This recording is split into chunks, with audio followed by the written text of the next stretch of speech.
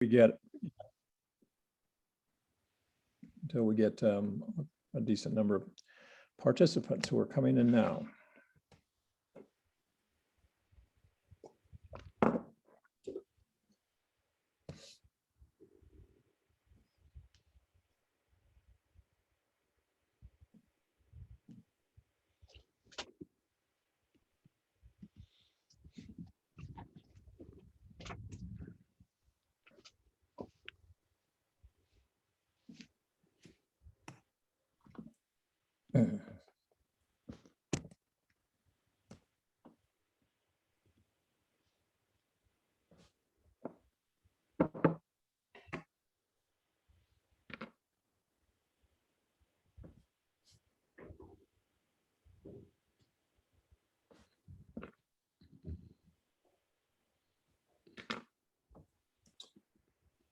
To those of you who are joining, I'm just waiting for participants to be able to file in here before we get started. I'll wait just a second longer.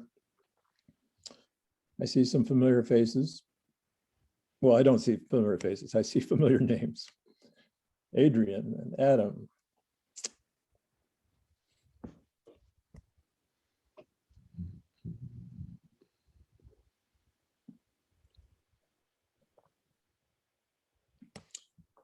Okay, let's start. For those of you who haven't gone through the experience of a Zoom webinar, Tongo and Arisa and I are the only ones who are visible on the screen, and in a minute it will only be Tongo, and none of us can see any of you in Zoom land. So it's a little abstract, but that's okay. We'll do the best we can. So I just wanted to say welcome to everybody. Welcome back to the semester. Welcome to the first visiting writer of the semester. Arisa is going to do the official introduction. I just want to have a chance to say hello. Glad you're all back in some fashion, even though we're all wearing masks, but at least we're on campus for the most part. Stay tuned for a lot of announcements about various things, about Pequod, the next series of visiting writers, other events. I know there's a million things going on, but we'll try to keep our programming at the forefront of your minds. So now, Arisa, I'll turn it over to Arisa. Thanks, Michael. Hello, everyone. I'm Arisa White, Assistant Professor of Creative Writing, and thank you all and welcome to Colby College's Visiting Writers Series, brought to you by the English Department and Creative Writing Program and sponsored by the Clark Donnelly Fund.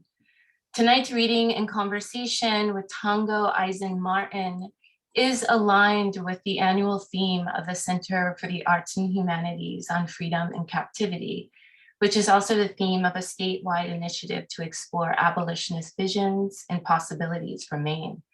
If you are interested in learning more about this initiative, please check out the website freedomandcaptivity.org.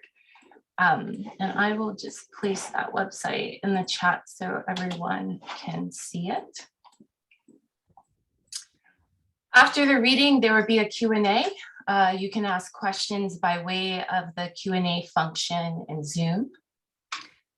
Tongo Eisen-Martin is the current Poet Laureate of San Francisco, where he was born and raised. He received an MA from Columbia University. He is a movement worker, educator, and the founder of Black Frighter Press. His latest curriculum on extrajudicial killings of Black people, We Charge Genocide Again, has been used as an educational and organizing tool throughout the country. His book, Someone's Already Dead, was nominated for a California Book Award. Tongo's latest book, Heaven is All Goodbyes, published by the City Lights Pocket Poet Series. It won the California Book Award and an American Book Award and was shortlisted for the Griffins Poetry Prize. In their citation, the judges for the Griffin Prize wrote that Eisen-Martin's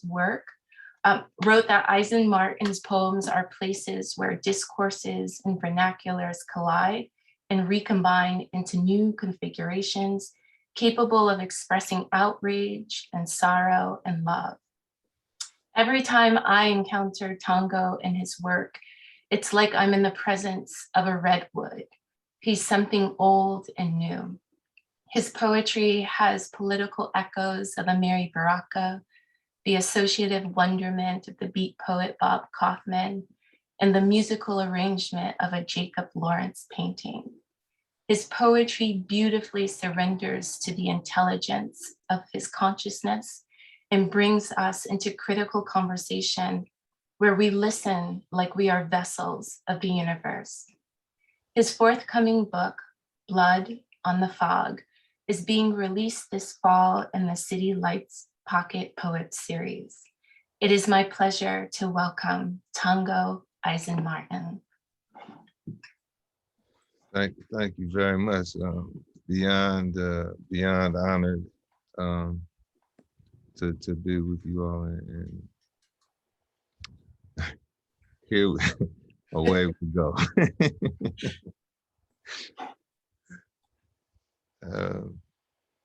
I had this dream, planted dead in a weekday, that I was laid up in the hospital,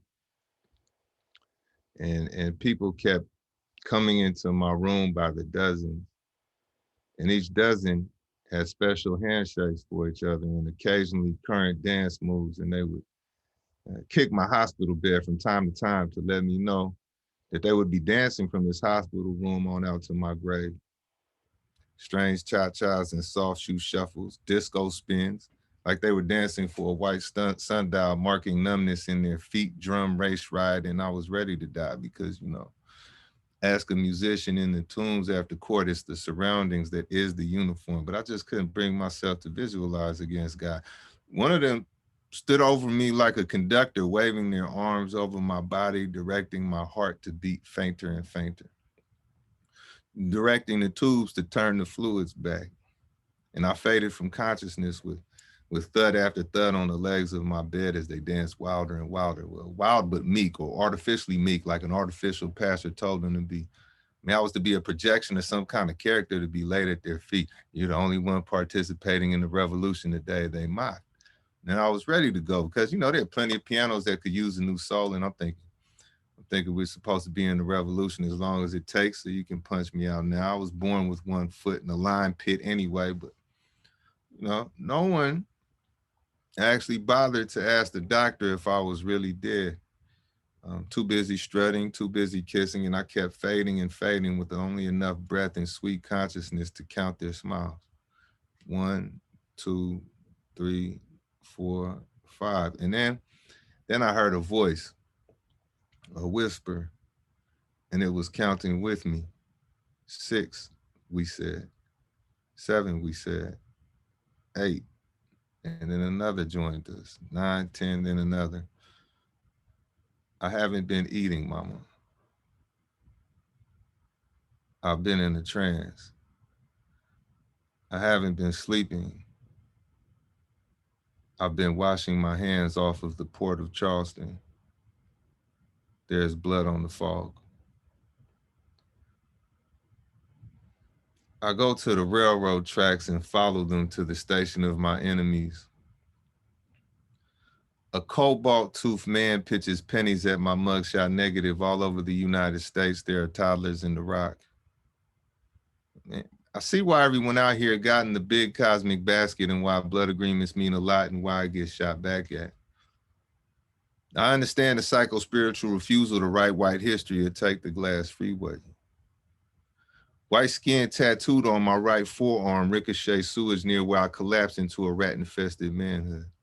My new existence is living graffiti in the kitchen with a lot of gun cylinders to hack up. House of God in part, no cops in part. My body brings down to Christmas. The new bullets pray over blankets made from the old bullets. Pray over the 28th hour's next beauty mark. Extrajudicial Confederate statue restoration. The waistband before the next protest post. Hey, by the way, time is not an illusion, Your Honor. I will save your desk for last. You are witty, Your Honor. You're moving money again, Your Honor. It has only rendered one thing. Non-white cops and prison guard shadows reminded me of spoiled milk floating on an oil spill in the neighborhood, making a lot of fuss over its demise, a new lake for a Black Panther party. Malcolm X's ballroom jacket slung over my son's shoulder, the figment of village. A new noose to a new white preacher, all in an abstract painting of a president. Bought slavery some time, didn't it? The tanted screeches of military boats and election Tuesday cars, a cold-blooded study in leg irons, proof that some white people have actually fondled nooses. That sundown couples made their vows of love over opaque peach plastic and boat action audiences. The Medgar Evers II is definitely my favorite law of science. Fondled news clippings and primitive Methodists, my arm changes imperialisms. Simple policing versus structural frenzies. Elementary school script versus even wider white space. All this bleeding and the challenge of watching civilians think of terrible rituals they have around the corner. They let their elders beg for public mercy. I'm gonna go ahead and sharpen these kids' heads in the arrows myself and see how much gravy spills out of family crest. Modern fans of war, well, with their t-shirt poems and t-shirt guilt, and me having on the cheapest pair of shoes on the bus, I have no choice but to read the city walls for signs of my life. A San Francisco police chief says, yes, you poets make points, but they are all silly. Police chief sawing a mouth onto a mouth, police chief looking straight through the poet. Flesh market, both sides of the levee, change of plans, both sides of the nonviolence on no earth, just an earth character. His subordinate says, awkward basketball moves look good on you, sir. Yes, we are everywhere, sir. Yes, unfortunately for now, white people only have black history. We will slide the wallpaper right into their cereal bowls. Surveil the shuffle. I'm a beggar, and all of this day is too easy. I want to see all the phases of a wall, every age it goes through. It's humanity, it's environmental racism. We call this the ordeal blues. Now crawl to the piano seat and make a blanket for yourself. Paint scenes of a child dancing up to the court appearance and leaving a man but not for home. Atlantic Ocean charts mixed in with parole papers, mainstream funding, the ruling class is only pacifism. Ruling class printing judges, fiat kangaroos, making judges hand over fist, rapture cop packs and opposition whites all above a thorny stem. Cast plans picked out like vans for the murder show. Anglo saints addicting you to a power structure. You want me to raise a little slave, don't you? Bash his little brain in and send him to your civil rights. No pain, just a white pain. Delicate bullets in the box next to a stack of monolith scriptures makes these bullets look relevant, don't it? I remember you. Everywhere you lay your hat is the capital of the South. The posture you introduce to that fence, the fence you introduce to political theory. If you shred my dream, son, I will tack you to gun smoke. The suburbs are finally offended. This will be a meditation too. You know, street life, really all street life, to a certain extent, starts fair. I mean, sometimes with a spiritual memory even. Pre-dawn soul clap, your father dying even. And maybe I pushed the city too far. My sensitivities to landfill districting and minstrel whistles, I mean, white supremacists, graffiti on westbound rail guards, all overcome and reauthored by revolutionary violence. It chose its own protagonist or a muted stage of genius. You know, the garbage is growing voices. Condensed Marxism for warrior depressives, underpasses in their pockets because they just might be deities or decent bid on the Panther name or merciful Marxism. Disquieted home life, a metaphor for relaxing next to a person who is relaxing next to a gun. I stared at my father for a few seconds, then returned to my upbringing, returned to the souls of Ohio black folk. Revolution damn near pagan at this point. You know what the clown wants? The respect of the ant. Wants to interpret pain only, wants to pull a 38 out of a begging bowl, wants me to hurt my hand on this pen. I'm not tired of these rooms, just tired of the world to give them a relativity. My only change of clothes prosecuted, the government has finally learned how to write poems.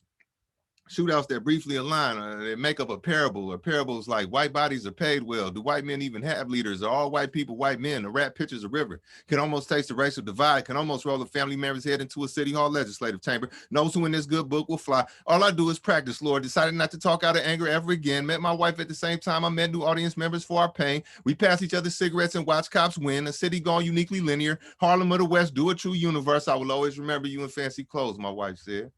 So here I sit. Twisting and silk ideation. Rifle made of postbellum tar, targets made of an honest language. This San Francisco poetry is how God knows that it's me whining. Writing among the lesser respected wolves, lesser observed militarization, Dixie list prison bookkeeping. I mean, the California Gray Coats are coming. Lynch mob gossip and bourgeois debt collection. I mean, it's tempting to change professions mid-poem. In the Chicago briefing, a white sergeant saying blank slate for all of us after this black organizer is dead. Standard academics toasting $2 wine at the tank parade. Bay of nothing, Lord. Just nuclear cobblestones, gun line athleticism, and the last of the inherited asthma. Children giving white dogs to play with and fear. Facial expressions borrowed from rich people's shoestrings. I can hear hate and teach hate. I'm gonna call tools by people names and name people dead to themselves. No one getting naturalized except federal agents soon. I mean, carving the equator in the throat soon. I'm sorry to make you relive all this, Lord, all this pre-dime monarchy, friends putting up politician posters and snorting the remainder of the pace, minstrel scripts shoveling to the walls by their elders, my children sharpening quarters on the city's edge for these Audiences, I project myself into a ghost-like state. For these gangsters, I do the same every now and then. Take a nervous look east. Sleep becomes Christ. Sleep starts growing a racial identity. Do you ever spiral, Lord? As the gang age betrayed us, be patient with my poems, Lord. I mean, so much pain is a point to crime. I mean, it has to be if race traders come with it. Lord, is that my revolver in your hand? You know, better presidents than these have yawned at cages, have called us holy slaves, filled the school libraries with cop documentaries. Baby, I don't have money for food. Shit, I don't have a present moment at all. The boss belongs to the masses now. And you got the boss likeness on a string like a love poem. Wild stride speeches replace memories of the boss. We got machine guns in the communist bar tonight. We're naturals in the communist bar. Boundaries are just a little death. We stand outside the gates of San Francisco listening to some good preaching. Congratulations. Your mercenaries hurt. Your money jungle hurts. Your mouths hurt. Merchants of frenetic white flight. I mean, luckless and therefore well-armed primitivism. Reaching down into the patterns of your soul, making for funny stories. I hope they didn't name any schools while they had those kids in those cages. Joy returns to decent revolutionaries, puts a hermitage into fascism. St. Fallujah thumping your shoulder is family and needed. God crawling in between the bullet heat. Yes, our grandparents got thought experiments in the last words of Black organizers. Let's make a periodical of their last words, Lord. Of the remaining addresses of Black power, we become Angola on both sides. The humor of acts is a foot race through public property. Remilitarized pork improved, celestial pork, platinum minted pork, choose your words carefully, pork. The first mirror was clay, the first human was not. Humanity recommencing near the weight pile. I mean, it would be nice to sound universal, not heroin old or heroin passing messages, heroin left laying around the empire, colonized intellectual as a guest in their own hand. It's like a life's work depends on replicating Birmingham caravans or particulate Birmingham. 1 to 5 shells flying at the state capitol sign. Thank you for the resources. Big band scatting up the throat of a surrogate fascist in love with their one eyeball at the parade with tuxedo colored guns, marrying the cowardice. A rerunning white politician is born in a Black neighborhood. You know, Black neighborhood taken as a stage of history. Born of a Black messiah, taken as a folk biography. I mean, it's born Black. Legislates in some dimension fused to the side of loud steps. Copper summarized, but still some blood involved, still some necessary slums involved. Ragtag armies masked in Western height and primary emotions. The light of cocaine, both warped and not warped enough. You know, images can be cousins. What happens when you step outside the country sugar gorging? What good are you all to the world sitting in heaven? Who are we going to lay our books for? Who's going to touch the knives at night and sing to the gaps in between shadows, gaps between our love? Who's going to teach our knives to sing Tobacco Road, teach them that they are family? A picture of Black socialists in a perfected boneyard, in a tributary boneyard, whispering the cheekbones, dimming the wind. A Black socialist who will live for 100 years in this graveyard to make this point that we're in too much pain for naming ceremonies their ancestors need to inflict on the world our continuity. 1,000 good deeds. Decorate the 20-year police precinct janitor, a janitor who called it, who needs slides but not like you, telling you of a half-dead humanism to pass the time. A math teacher in their little red book. I used to dream of revolution and even enjoy the dream. Societies wander together like hopeful drops of a virus. Like citizen testaments bent on offered me a nation of breadwinners to hold me back like it's a Brinks. I wrinkle the concrete sometimes like flesh. My Martin Luther King permanence turned away from a podium into the reed like God is the dangerous twin. I mean, Black August to the mountaintop balcony on my bedroom floor. You know, they steal you from the earth itself and suspend you in your broken neck from their fullest euphoria. From the loyalty oath of their grave superstitions, loyalty oath of their agrarian reform, I returned to my mother completely disrespected for peeling the heat off of purgatory. They kill poets like me. Walk me away from my poems, never to be heard from again. In this final industrial complex, or bloodlines picked over, picked through, a sporting spiritual death, or your devil at least half made, police become a pretty word. I'm reading a lynch mob shoestrings like they were tea leaves, teaching you how to write about cities. It's the 25th century in the mirror, people. Tyranny against your chump change, you're a chump to be mocked, even with a gun in your car. A cubit of needlework spelled tomb for the proletariat, the relapse ministry. Talented people curled up in a fetal position next to a diamond, dying, just another service day in the theatrics of tea house fascism, in a bouquet of surveillance cameras. In the poverty of God, new blue eyes, corpses of water, newly potted presidency of one big shiny coin, if you ask animated capitalism and other non-literal voids, killing his white freedom. The deification of hyphens, medicine bread and picture shows, great protesters in LA, guests of our ink, drop kicking roses in the graveyard. And DC Mink like a stone torn in half, the pen advances despite CIA guideposts. Despite non-African past and futures, a metaphorical but not surreal day in a horn-ridden life, horn player improvising king. Like a radio prize fight featuring Shango himself, a real hand sweeps the land of racism. May I return to the ground? May I make progress with the gun? My mother Emmanuel, they put on music that evening, a swinging type body language for you to drink with fermented $5 bills for your body language, some applause, my past stomach lining. Neither a good thing nor a bad thing, like being psychic on the way to a lethal injection. It'll sit you down with Lady Day. Lady Day leading youth who surrendered their souls to Africa too soon. Polity thought floating in the cup of water, she saved me, accessing my stomach, accessing the love of the American lynch.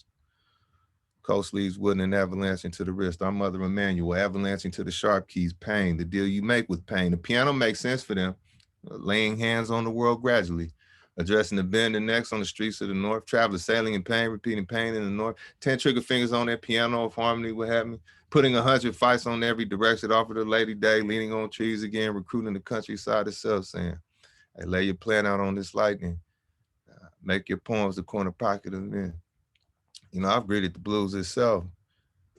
America may clean my dead body, but will never include me. There goes the poet, killing without killing. And never mind this painting of your language. Now be a meaningful lynching. A crow's passing. Good and dead by the afternoon. You know, first I should have apologized to the souls of the house, you know, because I'm wearing the cheekbones of the mask only. Like a pill bottle whose name is yours, name tagged on the side of a factory of risks. I mean, teeth of the mask now. Back of the head of the mask now. A new phase of anti-anthropomorphism, fending for real faces. Stuck with one of those cultures that believes I chose this family. I'm not creative. Just the silliest of the revolutionaries. My blood drying on my only jacket. The police state psychic middleman evangelizing for the creation of an unmasked and unmedgar. Blood of a lamb less racialized. An awesome prison sentence. Good God. Right angle made between a point on a Louisiana plantation and a 5-year-old's rubber ball 3 feet high and falling like a deportee plane to complete my interpretation of garden variety genocide. I'm small talk about loving your enemies a little more realistically. About paper tigers and also gold. I need my left hand back. Broke my neck on a piano key, found paradise in a fist fight. Maybe I should check into the Cuba line. Watching the universe's last metronome. Some call black Jacobins. Hey, just wait. These religions will start resigning in a decade or two. Some colorfully, some transactionally, in a cotton gothic society, class betrayal going glasses. I mean, ironically, my window started fogging over too as I was trying to figure out which Haiti would get me through the winter, which poem houses souls, which socialist breakthroughs. Breakthroughs like taking 10 steps back, then finally trying stillness, like introducing Gabriel Prosser to Thelonious Monk. I mean, I remember childhood, remember the word childhood being a beginning, scribbling on an amazing grace. I rented this body from some circumference of slavery. Remember being kicked out the Midwest, strange food theater, lithium and circuses, like-minded stomachs, the ruling class blessing their blank checks with levy foam, with opioid tea, sentient dollar bills yelling to each other, pocket to pocket, cello stands in the precinct for accompanying counter-revolutionaries. My mother raised me with a simple pain. A poet loses his mind. Like the room has weather. Or first girlfriend gravity. I mean, difference between me and you, the madness wants me forever. A pair of apartments defining both my family and political composure. Books behind my back, bail money paved into the streets, playing euphoria, euphoria cliche, bracing for the medicine's recoil, sharing a dirty deli sounds with my friends, black Jacobins, underground topography of a grandmother's hands, psychology of the mask now. Teeth of the mask again. You know, a lot of God can happen in 3 seconds. I mean, not much heaven though. Here's a man before a fight, a leave me alone type character. emerging from the penniless death of a one-way street fiction. It's just a fancy way of saying I'm gonna make it even if I have to drive backwards. You know, all I have is chord changes and 1,000 backhands, driving the street like I'm choking it. Car full of nephews, there hasn't been a sun since November. And there hasn't been a street I can't choke to death. You know, this city better back down. You see this gun on the table? And something about staring until it all feels stable. Why wouldn't I protect everyone? All my death sleep late. My son better be quick. My daughter better shoot first because we fall for no one. We fall for nothing. Okay, the first thing you'll feel is the heat. This lady would tell me, yeah, trying to tell me about possession. The drink life need is what I'm mostly hearing. Most of the world leaves me alone to breathe smog like a giant, to go to jail every once in a while. When the genocide kicks up in late May, when politicians have too easy a time, I'm gassing backwards out of one-way street in honor of myself, you know, and in honor of you, if you understand the nature of the world. How long I've been just like my father, one hell of a resemblance says the anxiety of the neighborhood. This is a crossroads or a crossroads narrative. For so much crossroads, people get in the habit of turning back. Turn back only to find themselves remembering me, but not my last words. And man, before a fight, you feel the heat.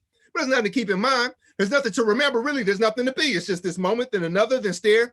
Then it all becomes stable. Then the table legs go fuzzy. And Friday's an unfamiliar face peeking in the window. I mean, it's cool to panic for a second. Composure is wasting on your worst enemies. People are marked on that sidewalk. You're the only thing life-size. Everybody knows this in a wire hanger empire. When the blood stops walking, that feeling isn't father enough to be permission to fold. You better swing one more time. You know, that father of yours rose from the grave and said, hey, just give me 5 more minutes. He said, running water is a myth. It's us who are running up, down, all alongside this water. And people don't rise from the grave. You know, they not laid down neither. It's us who flip all around their body. So beware when the people around you all look like they about to jump. It might be your time. You'll feel the heat. And when 4 walls demand to be 4 walls and the earth outside mutes, don't panic. You know, don't try to recreate the earth outside. Don't tell jokes to yourself. Don't even talk disrespectfully to the 4 walls. Instead, unclench your fists and walk away. There might be heaven if you understand the nature of the world. And I talk facing away from the dead. They replaced me with the change in my pocket. A penny that's yet to be invented. They say you have to know how to cut a throat on the way to cutting the throat. After sleeping on a mattress made from 2 garbage bags of clothes, I became content with the small gestures of plantation fires. I mean, playing with couch ashes, I realized how weird the universe was. It exists in so many places, so many random things. It interrupts me while I'm trying to dream. It's like your clay correspondence floor. To be transparent, I have 20 books next to a bullet, like an old man giving advice at the beginning of a revolution. Man, I've really done it, Lord. Explored the mumbles of my mind, explored what's naturally there, and I found no brainwashing. I found Africa, Lord. I have a future. It takes place in the diasporic South. I have morning possessions, modern militancy. I mean, windows to the South. I'll walk on a missile for food. I guess you will not want flowers for a few years, Lord. Well, I'll be tied face to face with the country I murdered. Merge with us, Lord. Old metal versus new metal, old metal versus a pool of meandering imperialist faces, a multiculturalism of sorts. The dead replaced me with a comedian's chest cavity instead of a chest cavity held tight. I mean, it takes a violent middleman for me to talk to myself, stories that travel through other people's stories. I mean, a song about a song or a hemisphere about a hemisphere, stories that travel through a conquered poet. And my mother remembers Africa, Lord. And she killed on behalf of you, Lord. I wore a machete all winter and no one asked me what it meant. I mean, I read 1,000 books in front of the world. What I do is fight poems and sleep through decadent San Francisco prayer circles. Watch people play for post-working class associative services or recreations of a governor's desk. I mean, ruling class art of utility, playing find a sociopathic bureaucrat. Today, some white people scared even easier. TV in a basket next to a ceramic baby wearing ceramic armor. I mean, musket progeny fantasizing through the art of the poor. Their trendy latches locked before God. Black art hunted down like a dog. Hand over my friends, Lord. Lord, I think I'm going to die in the war. I mean, unelected white people in my small house like a blues song of no spiritual effect, or dollhouse H-bomb, or pony show near dead bodies, or apartheid weddings that go right, or apartheid white people who give birth to massive petitions. I mean, the spiritual continuity of barracks and police stations, a chemical interpretation of a Sunday trip to church. I mean, church smells in their pockets, a river mistaken for a talking river. No autobiography outside of small personal victories of violence and drug use, made in the image of God trinkers who white abolitionists confided in their children about. Chemical assurances that they will switch from black artists to white artists, from black guy to white guy, from black worker to white worker. I mean, I think about you cautiously, Lord.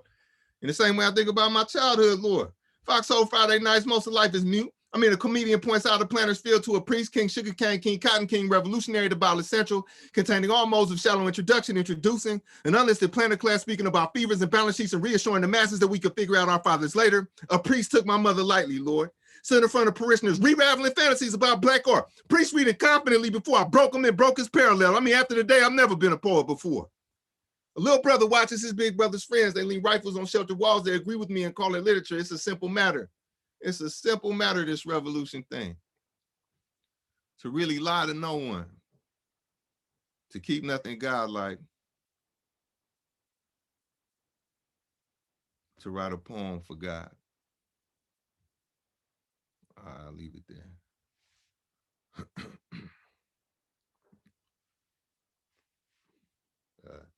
The end.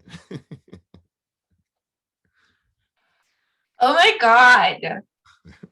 I mean, Tongo, look at you, man. Look at you. Just, I love it. So I just to kind of start off, have you, like, your presentation, like how you recite poems, do you memorize? Like, is this memorization that you're doing before us?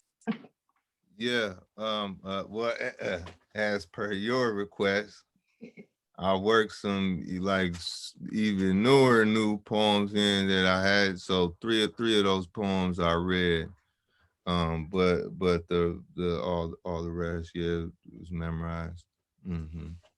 Just almost selfishly, I find it's the best way for me to experience the poem, to kind of take, not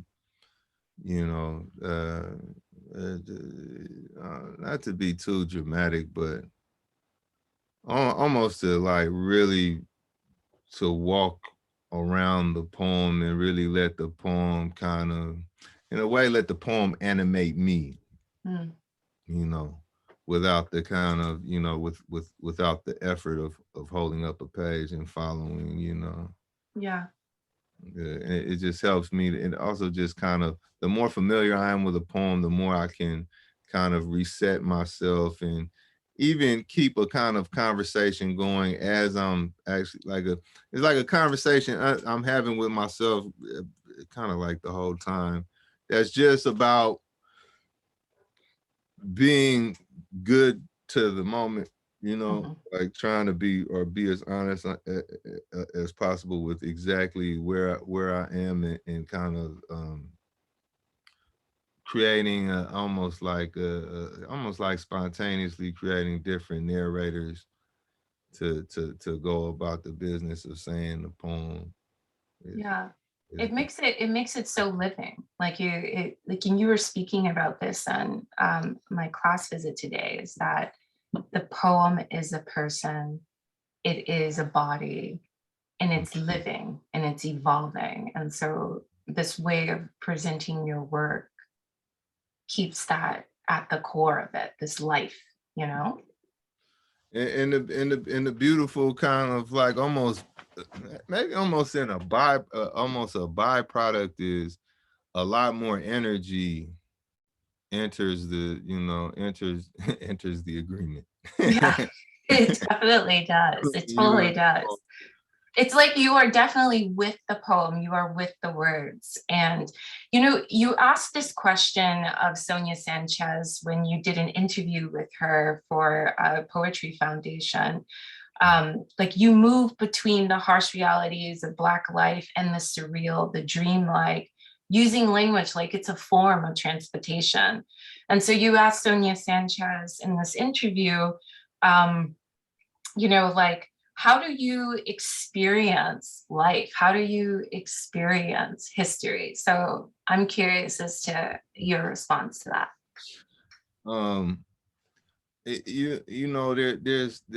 I think there are like, there are a few, or maybe as many as you want, of like kind of bigger pictures to almost to bounce your self-definition out of or off of, or there are several compasses that you have access to, and they can definitely cooperate. um, I have a strange tethered to, you know, the political realities of this society and basically doing something about it. You know what I mean? Mhm. And so I'm always kind of almost physically dragged into political activity, almost as just like living mandate. At the Mm. same time, I am kind of born to almost like I've always been like a kind of weird, you know, like in a useless way. I've been like a perpetual kind of dreamer, like, oh, like this ain't like reality never from the earliest never felt fixed or solid, or, you know, it always felt a little dreamlike. I Mm. think though that underneath it all, there's a way of going about dealing with both those compasses and whatever else you can get your hands on. Of course, also kind of like the beautiful journey of craft that I'm, you know, lucky to have. And that is like, you know, through a kind of like a meditative lens, or doing or kind of an internal cultivation. So Mm. in a way, and then what's trippy is like, or maybe the journey of getting older is you have all these, you don't necessarily change, but it's just like all of these kind of voices that's been running, you know, all these kind of sets of personas and motivations start cooperating. Yeah. You know, and say, okay, we can all pitch in on this. And I think that, you know, that kind of again, whatever, or like whatever path just kind of makes whatever path makes you a gentler person to Mm. yourself and others, whatever, you know, whatever helps you relax the kind of like the personal territory we're perpetually creating, you know, really creating out of a fear. And the groovy thing that what poetry instructs, or like what I've noticed is that, like, so I can, it's not even necessarily like, oh, when I am saying a poem, I reach a state of perfect enlightenment. You know what I'm saying? But it's really like, what's interesting is just to turn yourself and start walking back in a healthy direction. All of Mm. a sudden you have access to just, you know, all this beautiful kind of like, just like constructive energy along as presented by the poem. It's like similarly, you don't need, it's not even the arrival, but it's just to constantly reset yourself in the intention of, you know, calming your ego down, you know. But I don't mean ego and like, oh, you know, because you like to brag on yourself, but really that's that self, you know, that kind of that self you constructed for yourself, just calming it down can almost really can like pay dividends, for lack of a better word, or lack of Nice. a better phrase. What are, you know, you mentioned in the pieces that you read, you mentioned mother comes up a few times. I returned to my mother completely disrupted. My mother raised me with a simple pain. And I was checking out your brother Biko Eisen-Martin's bio. And in it, he stated that he was radicalized through art from your mother, you know, who was a single parent, you know, the mother as the maker of the radical. Can you speak about your upbringing and how it shaped you into the artist and thinker you are Yeah, today? it was pretty uncut. So it's like, honestly, like what I'm saying is really not that impressive because I was indoctrinated from day one. You know what I mean? Um, yeah, my mother was a heavy duty, you know, just a heavy duty 60s, you know, revolutionary, really, right, you know, right there.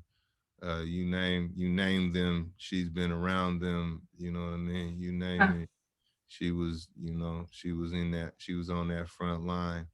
Um, but what's interesting, man, or what was actually just like super stimulating is, well, I'm joking. Well, to a certain extent, she would do crazy, like like she told us that PBS was the only channel on television, you know what I mean? Like, that running we was, you know what I mean? Like there was some propaganda, you know what I mean? But for the most part, man, a kind of like a life of, you know, a kind of a life of revolutionary consciousness was actually launched by just a super conversational upbringing, in which she constantly just asked me to deconstruct what I was looking at, and always kind of, and in a way, this kind of gave me almost, I don't want to say like an intellectual confidence, but gave my intellect its own confidence. Nice. Outside of however I would brutalize myself, you know what I'm saying? Just because it was, you know, used to engaging the world, like used to critically looking at things, you know what I mean? And that's, you know, it's in the dialogue that a lot of the, you know, that in which any, like, you don't have a healthy political commitment if it's just one, if it's just one strain. And so in a way, like, you know, whether you look at it as revolutionary consciousness or just a consciousness that's seeking the humanization of myself and others, it's actually natural. It's actually just what happens if you question. Nice. What is the, like, okay, underneath this situation, what is happening? You know what I mean? Underneath this situation, who else is winning? Who else is losing? And how? You know what I mean? How is power operating right now? All of the ways that power is operating in this type of thing. Nice. And so there's a question in the Q&A, like, what advice would you have for fellow dreamers? Oh man, the meditation thing is crucial. You know what I mean? That's, and it's also natural, you know, that you know, some the like, you do, energy gets misapplied and can easily, and almost in a way you're in danger when reality is just a little bit more kind of illusory for you. Actually, you know, that could actually send you in the other direction, right? Because if you kind of just like misapply, you know, energy to even that structure can, or even that lens can be, really can be kind of like not necessarily corrupted, but can keep you on a useless merry-go-round. So I would say, like, man, the most crucial, I say the most crucial, like really what helped a lot in my kind of all development has been meditation and studying, you know, and reading books about this type of thing, you know. That's also been a groovy ingredient, you know. I got all kind of random books in here. Like what? Just to get, like, what's some titles? I like Trunk Pa Rinpoche. You know, I like Pema Chodron. There's a groovy book too, The Way of the Bodhisattva by Shanti Deva. This is like almost more of a primary text. There's some good stuff in there. A Path with Heart. I think the cat last name is Cornbloom or something. Or something. Is it Jack Corn? Is it Jack Corn? It's like something. It's like the nerdiest name in Jeff Corn Muffin, like Corn Bloom Blam. You know, it's called A Path with Heart. But then, you know, then there's also, you know, like right now I'm reading this book called The Pale Fox, which is about Dogon cosmology, the Dogon people in West Africa. You know, the cats who like they knew they knew certain like astronomical facts with no telescope. Like they have this just like, so just a super beautiful cosmology. You know, whatever, you know, I mean, just whatever looks interesting. That's great. So another question, what's your writing process? How do you determine what lines stay, what lines go?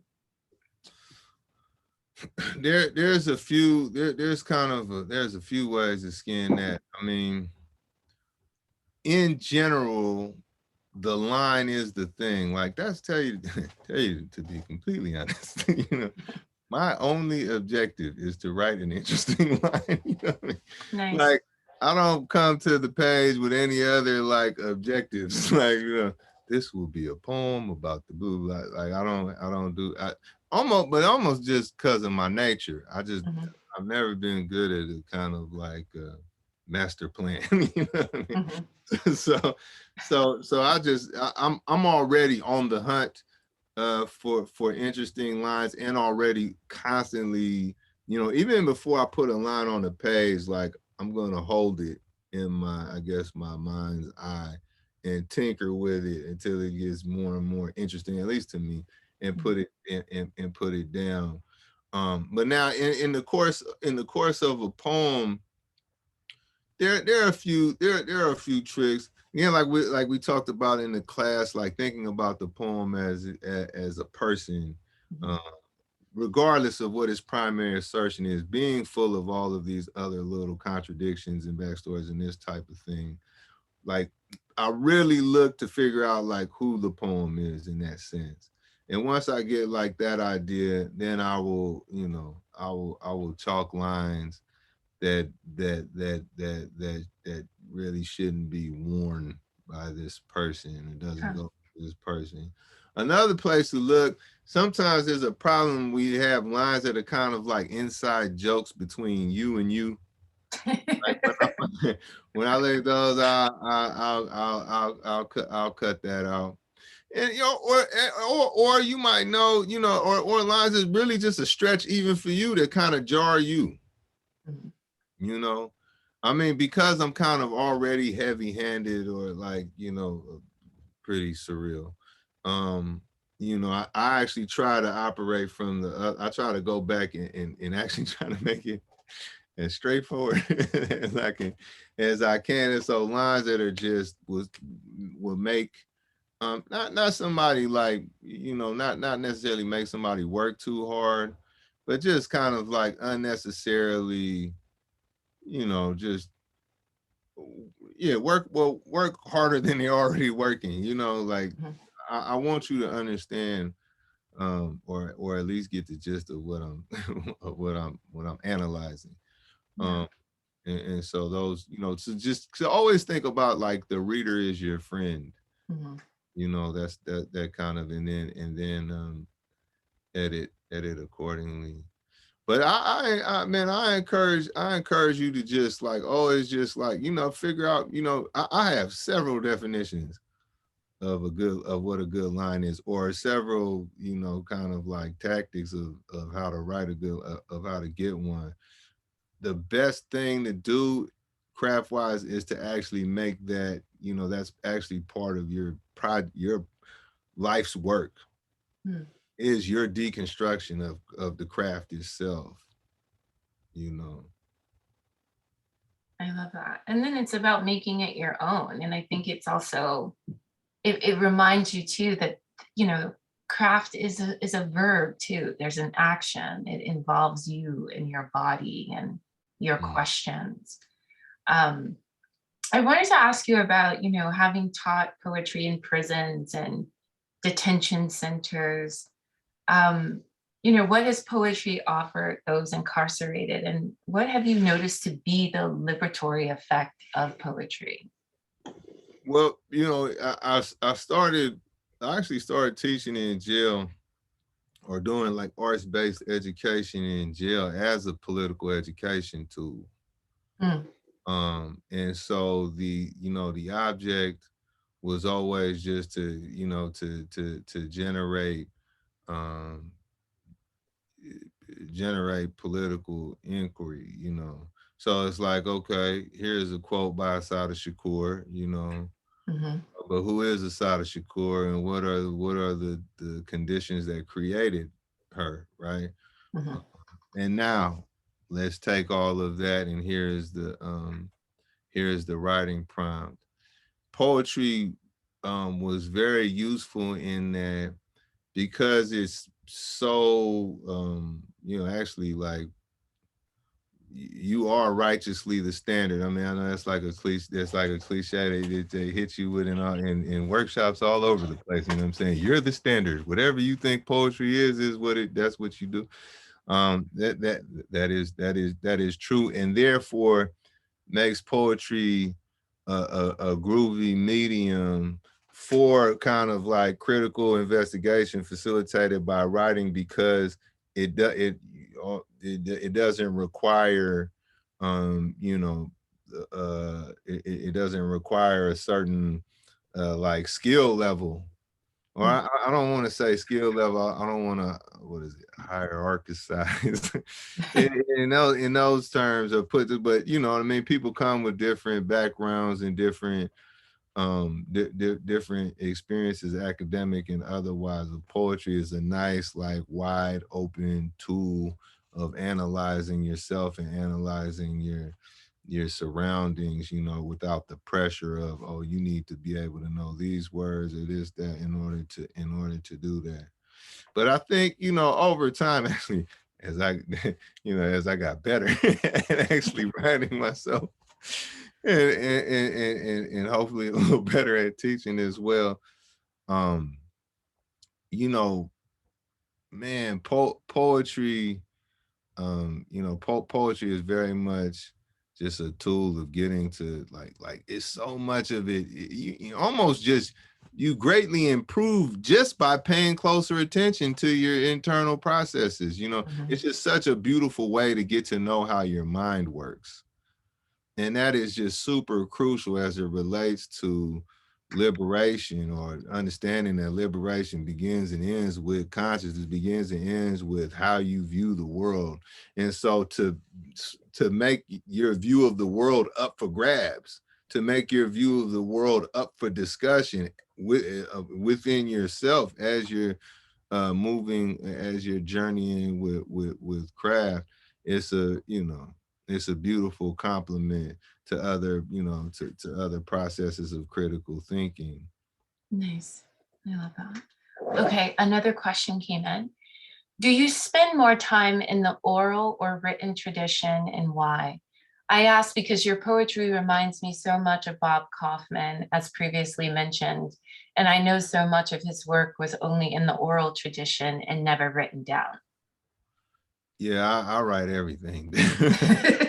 I don't have it. I wish I had it like that. I don't. I don't. I can't spontaneously. Uh, I can't spontaneously speak. That I wish. But nah, you know, and I thus far, though I found some similarities as far as like strategies that work in both writing and, I guess, reciting. I really give each their due and give each their own discussion again with myself. And you know, yeah, the two in a way, two different universes. Many laws of physics they share, but I operate as if they don't. Huh. I wondered, I mean, I see that you have instruments back there, and I've seen some Instagram posts with you playing your guitar. So could you speak to that? Like, you know, the poet, the musician, the lyric, right? There's always that blending. And so, you know, even the press that you founded, Black Freighter Press, you pulled that from a Nina Simone song, right? It's just, so it just feels like you're cross training, you're moving through the disciplines. So how do you hold all of these things? Well, the guitar actually just started almost just a oh, it was random. Basically, I got into like a bad car accident. Not a terrible car accident, but it like tore up my left shoulder pretty bad. And like at the time of the accident, I was actually like pretty dedicated to exercise. And almost I picked up the guitar like if I'm honest, just to kind of like to give my hand something to do, and to or and also in a deeper way, to give myself a way to express myself physically. And then it just became a meditation, you know, or a cigarette habit.